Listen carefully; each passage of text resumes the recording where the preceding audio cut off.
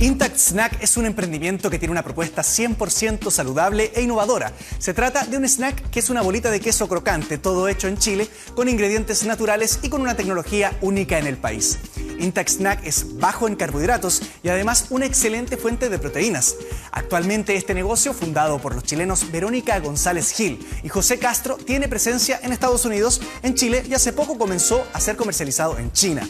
¿Cómo ha logrado tanto crecimiento? José Castro, cofundador de la pyme, lo explica en Emprendedores por World Café.